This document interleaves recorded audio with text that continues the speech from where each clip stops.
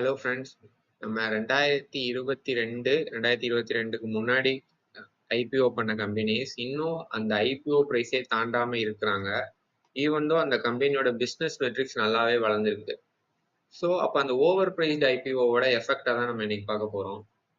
First company யாருன்னா star health.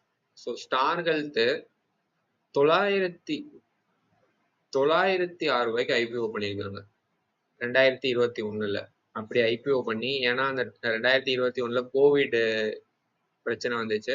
அப்படிங்கிறப்ப இன்சூரன்ஸ்க்கு ஒரு நல்ல மஜா இருக்கிறப்ப அப்படியே அவங்க ஐபிஓ பண்ணி பயங்கரமா பணத்தை ரைஸ் பண்ணிட்டாங்க. இன்னுமே அவங்களால அந்த 906 வர முடியல. ஈவன் தோ அவங்களோட பிசினஸ் பெர்ஃபார்மன்ஸ் 3 மடங்கு இன்க்ரீஸ் ஆயிருக்கு. 2021 பாத்தீங்கன்னா இப்ப 16,000 கோடி பண்ணிட்டு இருக்காங்க அவங்க சேல்ஸ். இன்னுமே ஆன ஸ்டாக் பிரைஸ் ஏறல. இது ஒரு நல்ல எக்ஸாம்பிள். ரெண்டாவது டெலிவரி. ஸோ டெலிவரி கம்பெனியுமே 2022 ஐபிஓ பண்ணாங்க. 541 ஐபிஓ பண்ணியிருக்காங்க. அப்போ பயங்கர ஓவர் வேல்யூடு தான் அந்த கம்பெனிக்கு கம்பேர் பண்றப்ப. இப்பதான் கம்பெனி ப்ராஃபிட்டே பண்ண ஆரம்பிச்சிருக்கு. 162 கோடி ப்ராஃபிட் பண்ண ஆரம்பிச்சிருக்கு. ஆனா கன்சிஸ்டன்ட் இம்ப்ரூவ்மெண்ட் தான். 2022 இருந்து தொடர்ந்து இம்ப்ரூவ் தான் ஆயிருக்காங்க. ஆனாலும் இன்னும் அவங்க ஐபிஓ பிரைஸ்க்கு வரல. மூணாவது example Arvind fashions. Arvind fashion கொஞ்சம் வித்தியாசமான ஸ்டோரி. அவங்க 2019 ஐபிஓ பண்ணாங்க. ஸோ 2019 775 ஐபிஓ பண்ணியிருக்காங்க. கரண்ட் பிரைஸ் 583 தான். ஆனால் இவங்க ஸ்டோரி என்ன டிஃபரெண்ட்னா, இவங்க 2019 கிட்ட நல்லா சேல்ஸ் எல்லாம் இம்ப்ரூவ் பண்ணிட்டு இருக்கப்ப கோவிட் ஹிட் ஆகி திருப்பி படுத்தாச்சு.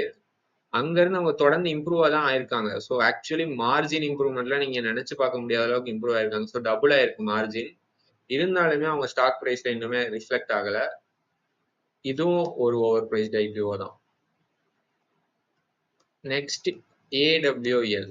ஏடபிள்யூஎல் அக்ரி பிசினஸ்ல